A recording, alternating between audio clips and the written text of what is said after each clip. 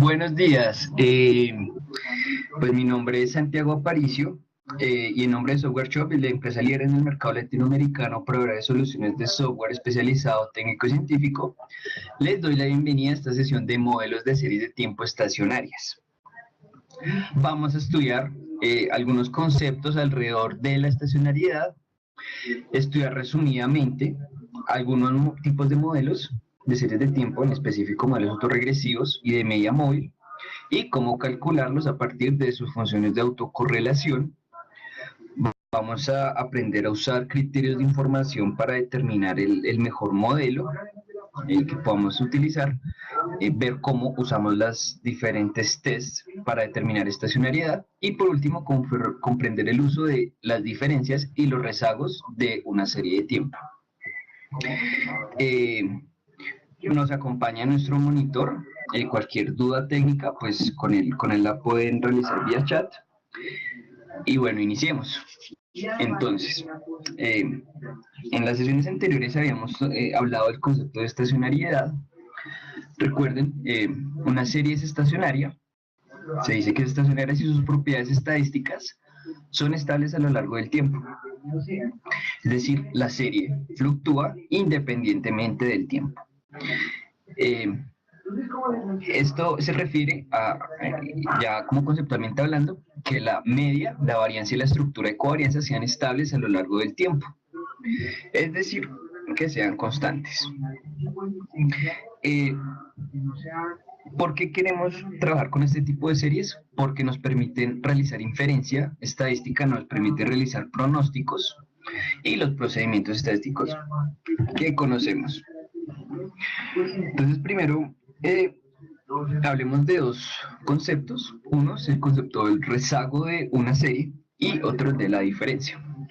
Un rezago lo entendemos como la serie, la misma serie de tiempo que tengamos, llevada desde cada periodo, desde cada ese número de rezagos de tiempos atrás hasta cada periodo en adelante.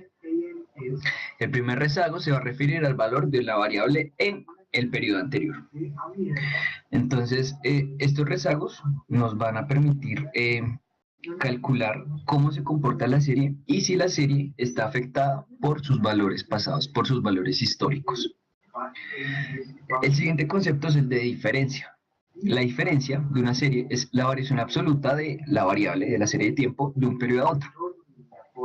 La definimos como yt menos yt menos 1. Es el cambio de nivel de un momento de tiempo a otro. Entonces, bueno, ahora abramos Stata y veamos un poco cómo funcionan estos conceptos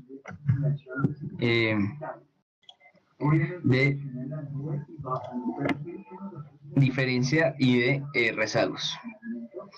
Entonces, yo estoy estrenando el Stata 15, voy a importar un archivo de una hoja de cálculo de Excel que tenía, importar la primera fila como el nombre de las variables y voy a mirar mi base de datos. En mi base de datos yo tengo, vamos a estudiar el PIB real en base 75, es decir, el PIB a precios constantes del año 75. Recuerden, siempre que trajemos variables por lo menos económicas, vamos a convertirlas siempre a sus valores constantes. ¿Por qué? Porque sus valores corrientes, es decir, los valores observados año a año, pues tienen su componente inflacionario añadido y no nos va a permitir realizar un buen análisis, entonces la deflacto.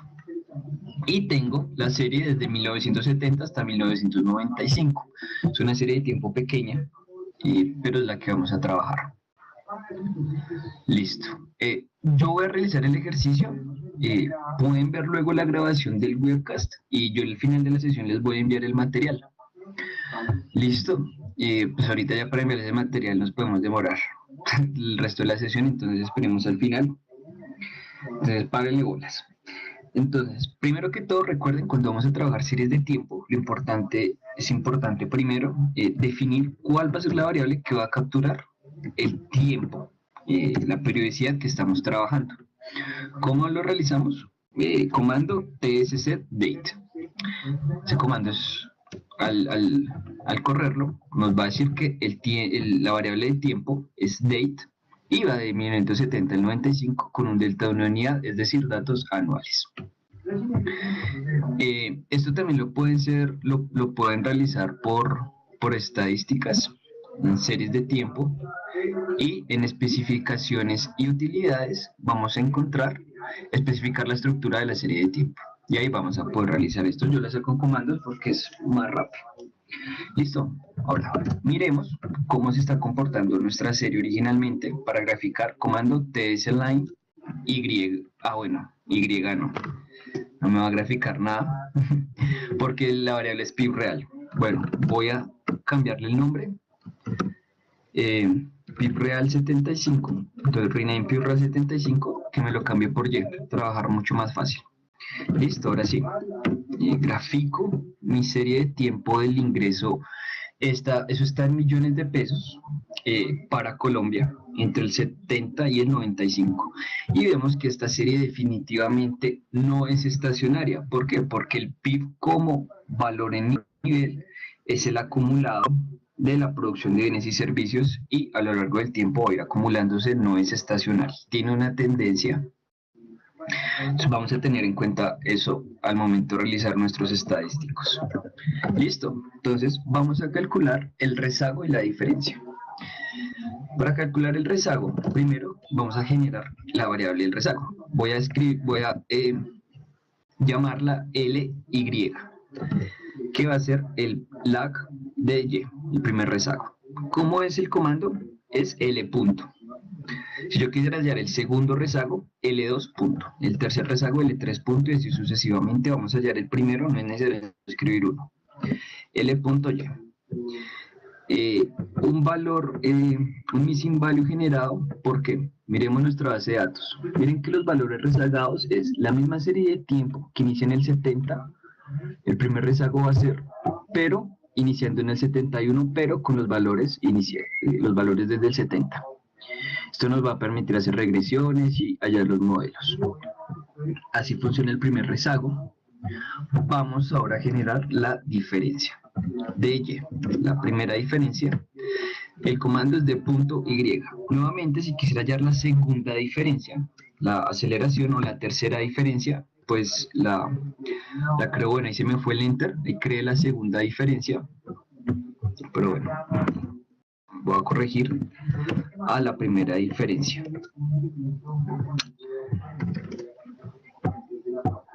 Aquí la voy a eliminar, ahora sí la voy a volver a generar de punto Y, la primera diferencia. Entonces, la primera diferencia va a ser el valor en el 71 menos el valor en el 70. El valor en el 72 menos el valor en el 71. Y así sucesivamente, la primera diferencia es el cambio en el nivel del PIB. Listo. ¿Por qué es importante trabajar con diferencias? Uno, teóricamente, hay modelos, por lo menos económicos, en los que los modelos se plantean teóricamente no con los niveles del PIB, sino con las diferencias o las variaciones porcentuales, etc. Entonces la diferencia nos va a permitir trabajar teóricamente el modelo y además porque en este caso este modelo que no es gráficamente no es estacionario, en su primera diferencia probablemente sea estacionario y si no, pues yo sigo diferenciando hasta convertirlo en un modelo estacionario. Listo. El siguiente, entonces, bueno, entrando un poco más de fondo en los conceptos de estacionariedad, esta sesión es algo teórica. Vamos a centrarnos en el concepto de estacionariedad en sentido débil. ¿Qué es lo que uno siempre espera, por lo menos, requisitos mínimos? Que es que haya estabilidad en la media, la varianza y las covarianzas. Entonces, la media está por el símbolo griego mu de t, que sea igual a mu. Es decir, que la media para cualquier periodo de tiempo sea constante. La varianza para cualquier periodo de tiempo sea constante. Aquí me faltó el cuadrado, perdónenme, sea constante. Cuando no tengo el subíndice t en series de tiempo, quiere decir que son datos o valores o estadísticos constantes. Y que la covarianza no dependa O sea, la covarianza no tiene que ser cero constante, pero sí tiene que, o sea, digamos, el único requisito es que solo dependa del K, que es el número de rezagos hacia atrás que yo estoy comparando. Es decir, si yo estoy dando la covarianza entre hoy y la covarianza hace 30 años, por ejemplo, que esa covarianza pues no va a ser igual a la de hoy hace 10 años, pero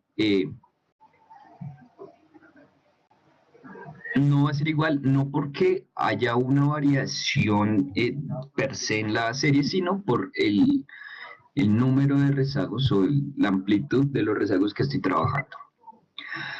Listo. Habladito de la estacionalidad, lo que se refiere es que la información del pasado, de una serie de tiempo, no influye significativamente en la determinación del valor hoy. Para el PIB, veíamos, no es estacionario porque hay una acumulación per se teórica que impide eso. Sin embargo, hay series como las que trabajamos las sesiones anteriores, digamos de los precios de las acciones, son algo estacionarias, pues esas series no arrastran tanta información del pasado. Listo. En eso vamos a definir procesos autorregresivos de orden P.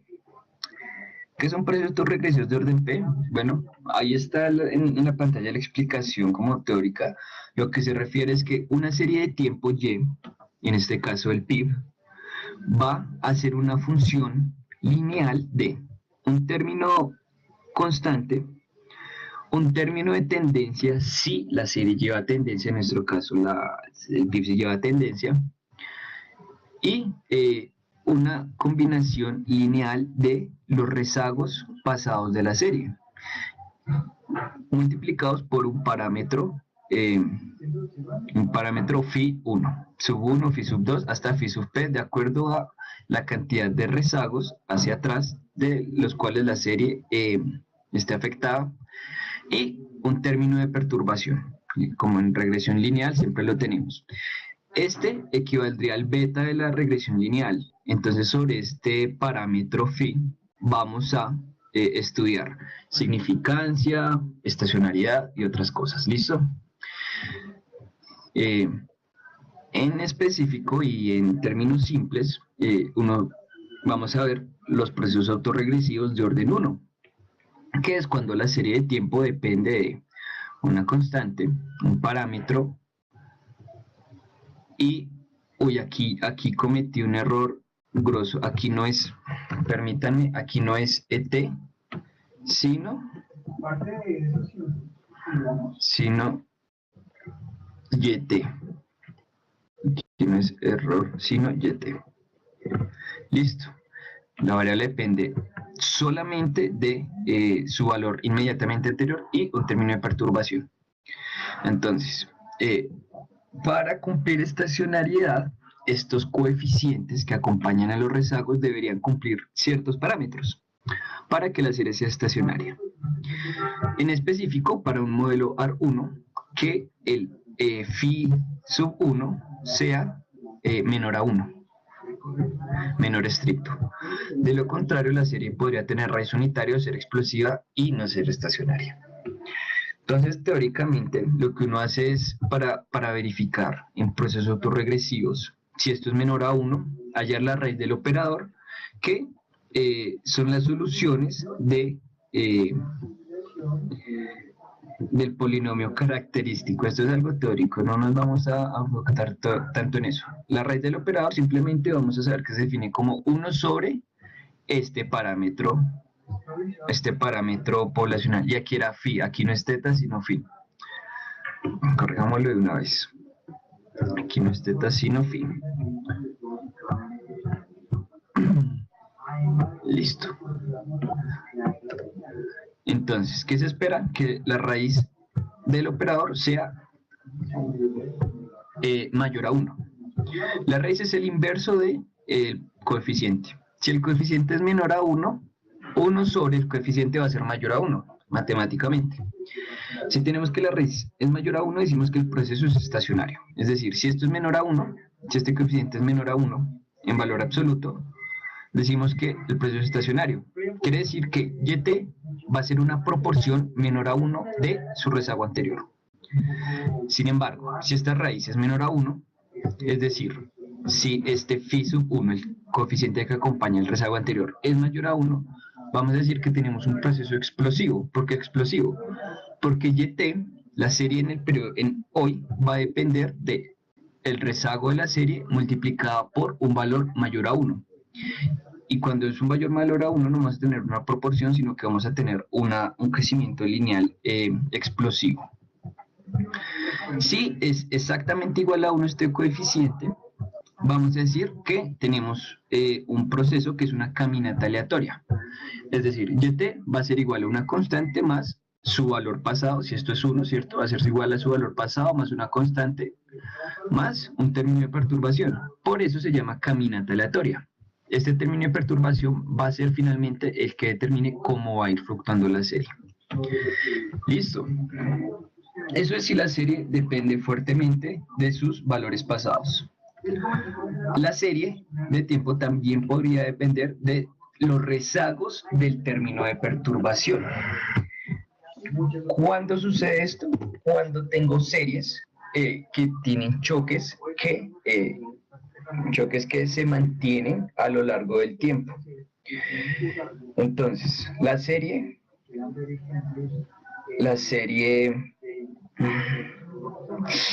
no, pues les pido muchísimas disculpas por el ruido, pero bueno, les voy a pedir que comprendan por hoy, ¿listo? Entonces, los precios de media móvil de orden Q es el número de rezagos hacia atrás, son procesos en donde la serie de tiempo va a depender de los rezagos del error. Lo que les digo, cuando hay algún choques aleatorios en el término de perturbación que terminan determinando valores futuros de la serie, es decir, choques que son persistentes a lo largo del tiempo. En específico, pues podríamos tener el modelo más simple de media móvil, que es el media móvil móvil average 1, que es cuando la serie de tiempo está determinada por una constante, un término de perturbación y el primer rezago del término de perturbación. Como podemos observar, el error no tiene coeficiente. El término de perturbación para t es totalmente aleatorio, mientras que el término de perturbación en ET-1 es un dato que ya conocemos históricamente y lo estamos multiplicando por su parámetro, θ. ¿Listo? Entonces, cuando hablemos de procesos autorregresivos, los parámetros, los coeficientes que acompañan a los rezagos van a ser phi, y en procesos de media móvil, los parámetros que acompañen a los términos de perturbación rezagados van a ser θ. Listo, veamos algo de eso en Stata. Entonces, bueno, no. Primero, sigamos con el siguiente tema y ya miramos, esto es cómo se aplica, es algo muy teórico, pero es importante saberlo. Por último, tenemos funciones de autocorrelación. En específico, tenemos dos tipos de funciones de autocorrelación: la función de autocorrelación simple y la función de autocorrelación parcial. Entonces, ¿qué nos indican estas funciones de autocorrelación simple y parcial? Bueno, la autocorrelación es un símil a lo que se trabaja en estadística normalmente como correlación, es decir, cómo una variable está correlacionada con otra. Recordemos, está entre 0 y 1, entre menos 1 y 1, 1 indicando una correlación lineal fuerte, menos una autocorrelación lineal fuerte pero inversa, y 0 cuando no hay una correlación evidente. Lo mismo funciona para las series de tiempo, pero acá la función se llama de autocorrelación porque es la serie con ella misma o la serie con sus rezagos. Por eso es auto. Indica la relación en el momento t con el término de... Entonces, bueno, para la simple, indica la relación de la variable en el momento t con los términos de perturbación y sus rezagos. Es decir, determina el orden Q del componente MA, es decir, la cantidad de rezagos de los cuales la serie de tiempo depende, los rezagos del término de perturbación, si es que posee un componente MA. Y la función de autocorrelación parcial indica la relación de la variable en el momento t con los propios rezagos de la variable, con su historia. Esto va a determinar el orden P, el ordenar, es decir, la cantidad de rezagos de los cuales la serie depende significativamente. Entonces, miremos la función de autocorrelación para Y. Entonces, ¿cuál es la manera? Entonces, hay tres formas. Hallando la función de autocorrelación simple, hallando la función de autocorrelación parcial y hallando el correlograma. Hallemos primero la función de autocorrelación simple de Y.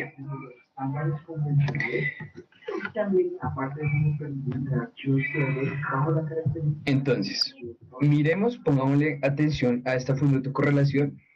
Está entre menos 1 y 1, es una correlación. Y cuando se acerca a 1 o se acerca a menos 1, quiere decir que los rezagos, aquí están los rezagos en el eje X, el número de rezagos influye siempre y cuando estos, el tamaño, la altura de estas bandas, estas líneas, esté por fuera de la banda. Es decir, si estas líneas se encuentran por dentro de la banda, quiere decir que no hay una autocorrelación de estos números de rezagos con la serie. Los que sí están por fuera de la banda, al inicio, posiblemente sí sean componentes autorregresivos de orden de media móvil Q en el proceso. Es decir, de entrada, vamos a decir que probablemente la serie de PIB sea afectada por dos rezagos del término de perturbación, que es lo que nos indica la función de autocorrelación simple. Listo, tengamos eso ahí presente. Ahora, hallemos la función de autocorrelación parcial con el comando PAC, Partial Autocorrelation, de nuestra serie del PIB.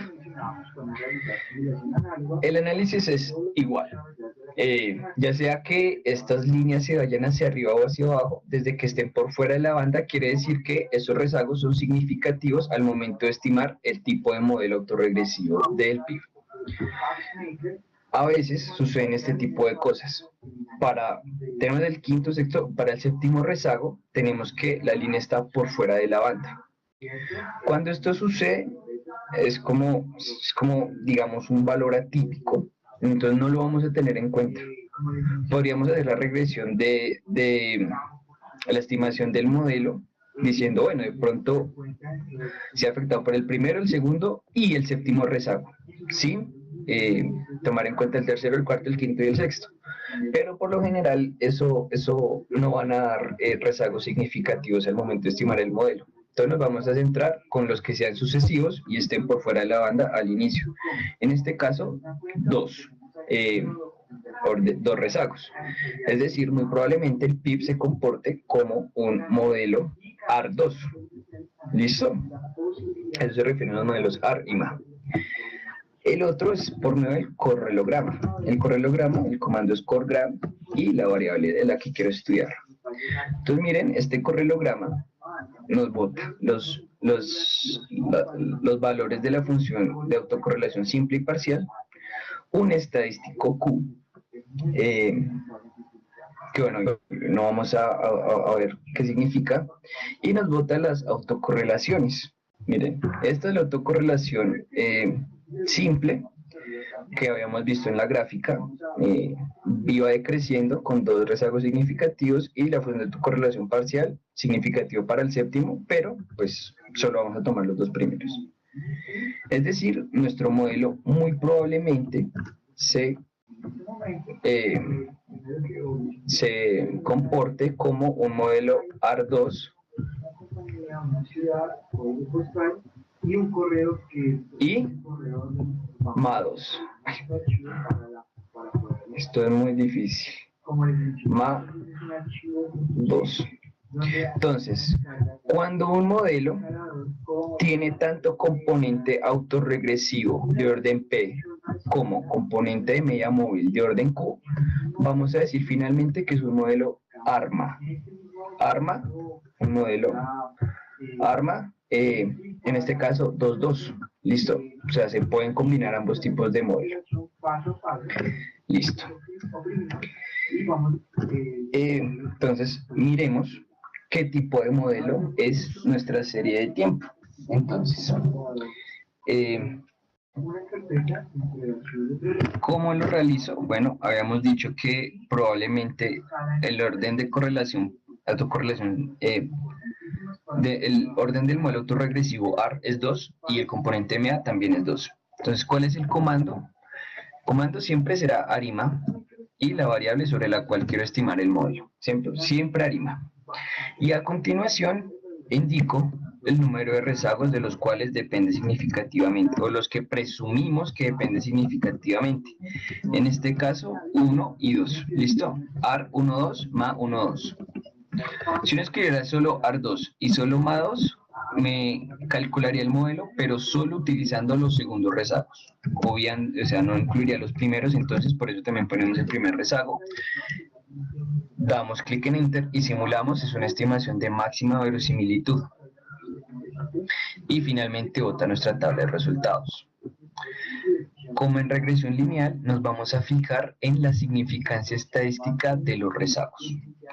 Es decir, las funciones de autocorrelación simple y parcial nos dan una sugerencia de cómo probablemente se esté comportando el modelo, pero es necesario hacer esta regresión para ver si en realidad son significativos o no.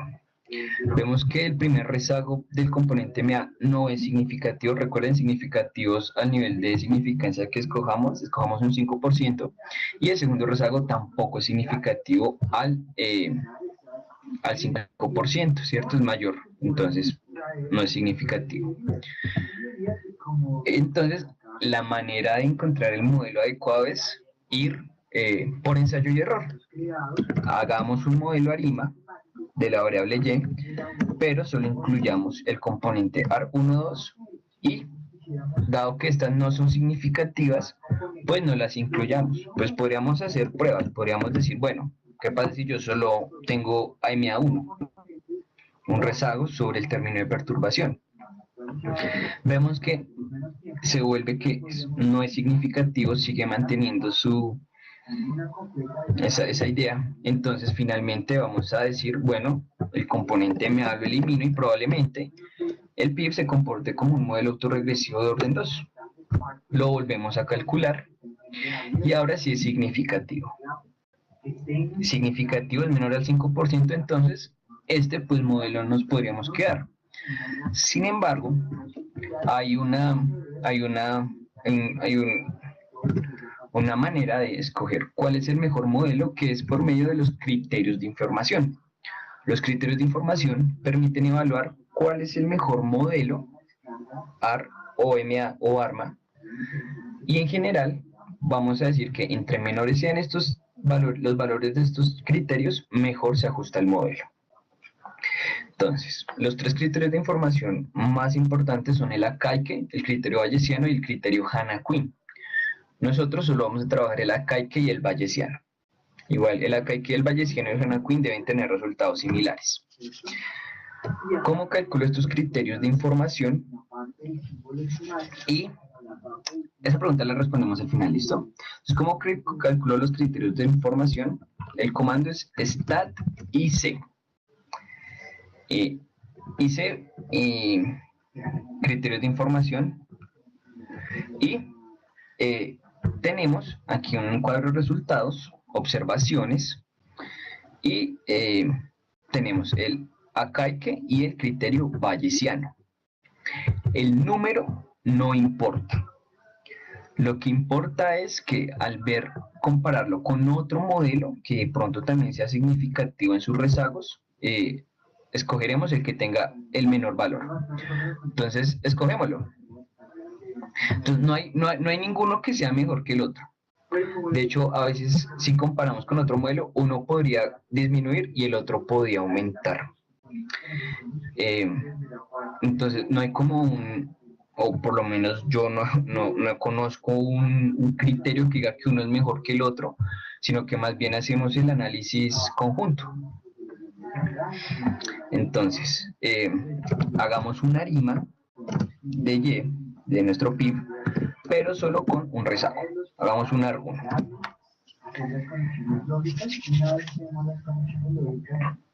Entonces, si para 2 rezagos era significativo, esperamos que para un rezago también sea significativo. Listo, es significativo para un AR 1.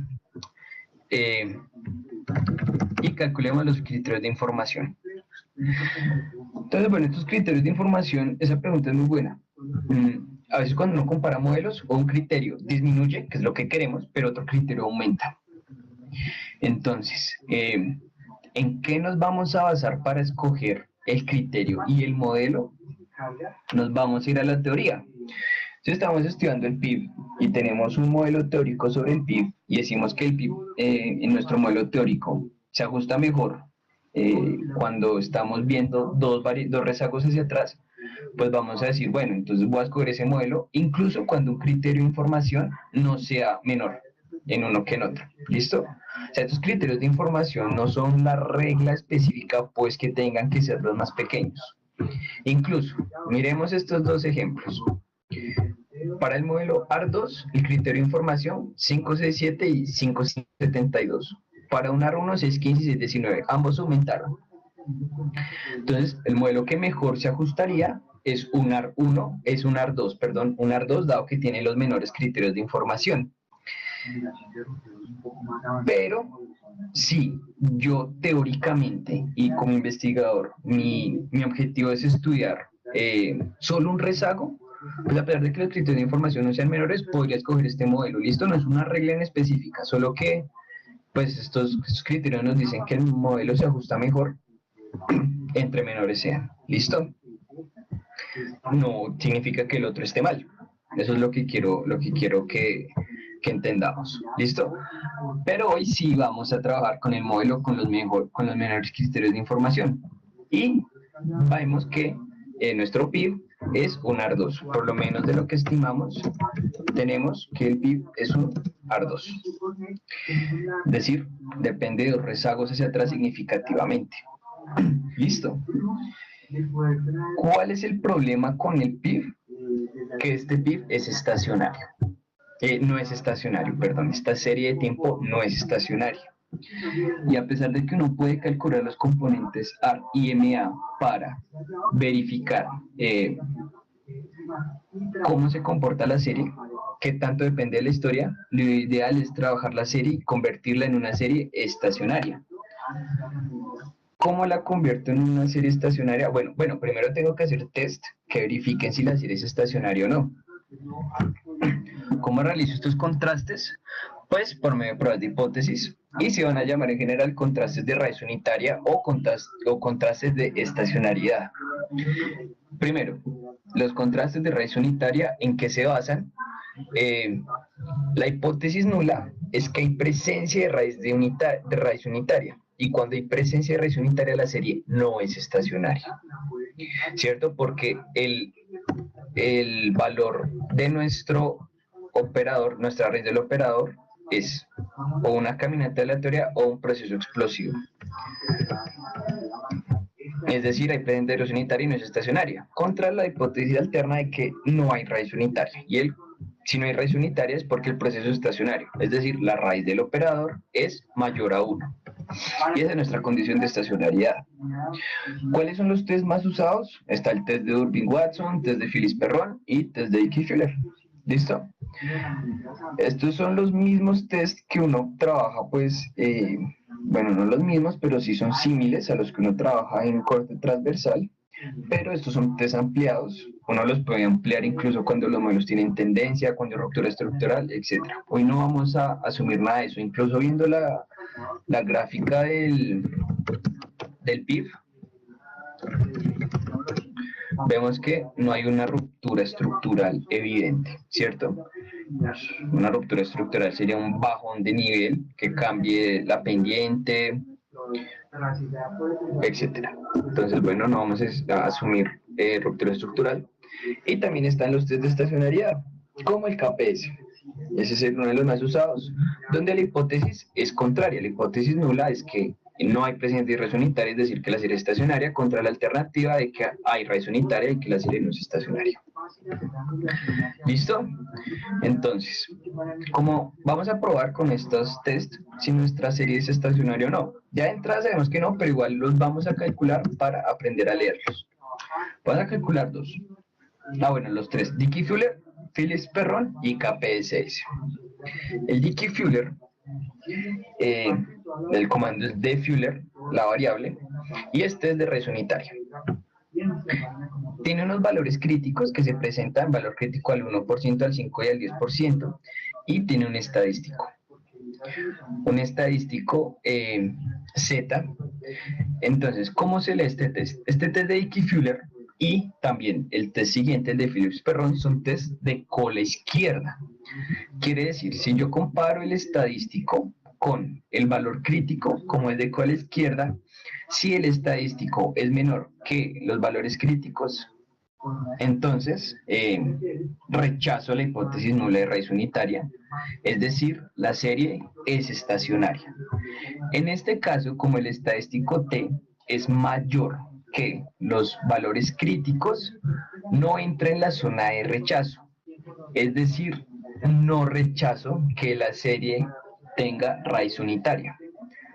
Como no rechazo que la serie tenga raíz unitaria, quiere decir que esta serie no es estacionaria. ¿Listo? Ese Dickey-Fuller. Por otro lado, vamos a tener el Phillips-Perron, que consiste exactamente en lo mismo. Solo que el Phillips-Perron calcula dos estadísticos, un Z-Row y un Z-T. Estos estadísticos se basan en construcciones distintas. ¿Cuál escoger? A veces dan valores distintos, a veces por un lado por el Z-Row me da que rechazo la hipótesis nula y por el Z-T me da que no rechazo o al revés. Entonces, en caso de que pase eso, voy a fijarme mi prioridad en el estadístico Z-T. En este caso, ambos caen por fuera de la zona de rechazo para los valores críticos. Por lo tanto, no rechazo la hipótesis nula de raíz unitaria, es decir, la serie no es estacionaria. ¿Listo? Bueno, quedémonos con esos dos test como por tiempo, porque ya se nos va a ir la clase. Entonces, como la serie es estacionaria, no es estacionaria, la tengo que convertir en estacionaria para poder hallar las características estadísticas y realizar inferencia. Entonces, ¿cómo la vuelvo estacionaria? Pues trabajo con la diferencia de Y, ya la habíamos calculado. Ahora miremos si la primera diferencia es estacionaria, la variación del PIB de nivel de un momento del tiempo a otro. Lo mismo, vamos a hacer un Dickey-Fuller sobre DY sobre la primera diferencia. Y como el estadístico T es mayor que los valores críticos, entonces no rechazo la hipótesis de la raíz unitaria, es decir, esta serie sigue siendo no estacionaria. Y es súper raro que una serie diferenciada una vez no sea estacionaria, pero puede suceder bajo ciertos criterios. Comprobémoslos con el Phillips-Perron de la diferencia. El Phillips-Perron, miren, ambos estadísticos respecto a los valores críticos siguen siendo mayores, es decir, tampoco rechazo la hipótesis nula de raíz unitaria y termino de verificar que en efecto esta primera diferencia no es estacionaria. Lo que les digo, eso pues es muy raro que suceda, pero depende de las características de la serie. Entonces, cuando la primera diferencia sigue siendo no estacionaria, la vuelvo a diferenciar. ¿Cómo lo hago? Pues voy a generar la segunda diferencia. Voy a escribirla como D 2Y, es decir, la segunda diferencia de Y. Espérenme un minuto y ya les comparto el correo para los que tienen que salir. ¿Listo? Genero la segunda diferencia de 2, es el comando para la segunda diferencia de mi variable y. La segunda diferencia, entonces la primera diferencia es la variación de nivel. La segunda diferencia, el análisis como cristiano, es que es la aceleración del PIB. ¿Qué tanto está acelerando el PIB a través del tiempo? Y de pronto, si yo estoy viendo un modelo de crecimiento económico, esta sea la variable que me importa, la aceleración del PIB en mis periodos del tiempo. Entonces, por eso les digo, lo que trabajemos va a depender de la teoría, mucho de la teoría. Listo, ahora hagamos los test de estacionalidad sobre la segunda diferencia. Y en efecto, ahora ya tengo un test estadístico que es menor que los valores críticos, por lo tanto cae en la zona de rechazo, por lo tanto rechazo la hipótesis nula de raíz unitaria, por lo tanto no rechazo la hipótesis alterna de estacionariedad, es decir, esta serie sí es estacionaria. Lo mismo con el Phillips-Perron.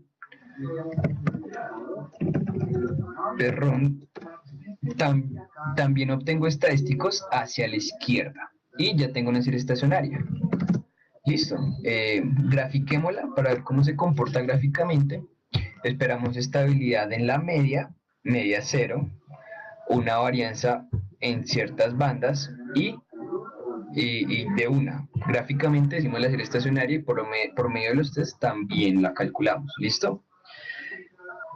Ahora, una vez obtengo mi serie ya estacionaria, vuelvo a indagar sobre el tipo de modelo autorregresivo de la serie.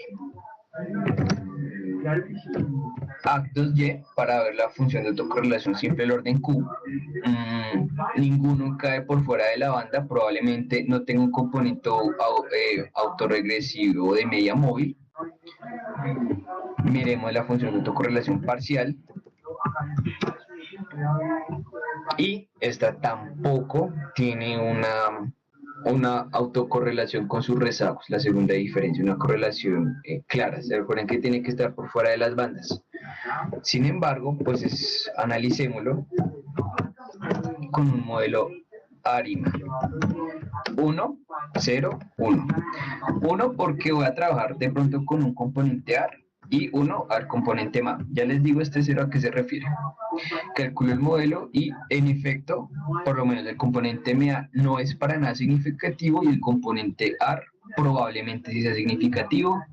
Entonces, hay un AR1, hallo los criterios de información, lo comparo con un AR2, etcétera, y de acuerdo al modelo que mejor se ajuste para mis objetivos como investigador, voy a escoger, listo, siguiendo los criterios de información.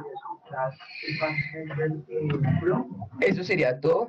Pues es algo bien teórico, pero bueno, hay que saber teoría en esto. Les voy a escribir a continuación mi correo en el chat para que por favor los que estén interesados en la presentación y en la serie y en el Excel que trabajamos, pues me envíen el correo solicitando eso.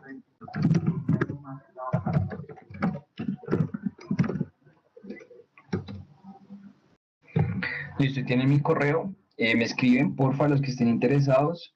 De nuevo, siento mucho el ruido y la tardanza, pero bueno, nos vemos el próximo viernes. Vamos a continuar con estos series de tiempo. Ahora vamos a ver series de tiempo. Vamos a continuar con algo de no estacionariedad. Entonces los espero que tengan un muy buen fin de semana y un muy buen estudio. Hasta luego. Elman, sí, lo siento, olvidé las preguntas. Miremos, hagamos unos últimos minuticos de preguntas. Entonces, la pregunta era, ¿en qué se diferencia un modelo ARIMA y un ARMA? Entonces, los modelos ARIMA son modelos que ya están.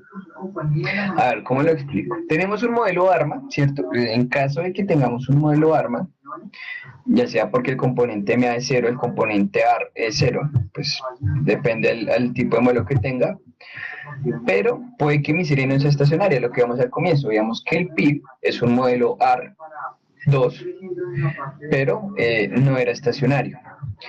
¿Qué facilita el modelo ARIMA? El modelo ARIMA es de integrado.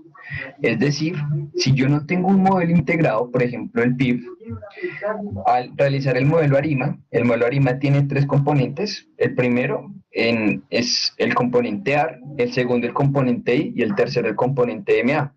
Si mi serie no es estacionaria, el componente I va a ir el número de diferencias que yo tengo que aplicarle a la serie hasta convertirla estacionaria. ¿Listo? Entonces estamos planteando un modelo AR, un modelo ARIMA sobre nuestro PIB, el ejemplo que vimos, En específico vamos a tener que nuestro PIB es una arima 2, 2, 0. ¿Por qué? 2 porque tiene componente autorregresivo de orden 2. Luego 2 porque se tuvo que diferenciar 2 veces para convertirla en estacionaria. Y 0 porque no tiene componente MA. ¿Listo? Es como la diferencia que hay. ¿Quedó claro? ¿Me hice entender?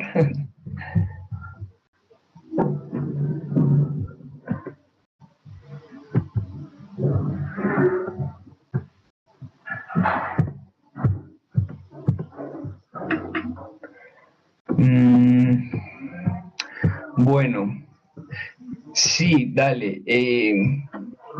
Yo creo que la próxima sesión indagaremos más en estos modelos ARIMA y haremos un ejemplo, seguiremos con el ejemplo del PIB y vemos cómo se comporta, cuál es la diferencia, ¿listo? Entonces, bueno, pues muchas gracias a todos por asistir.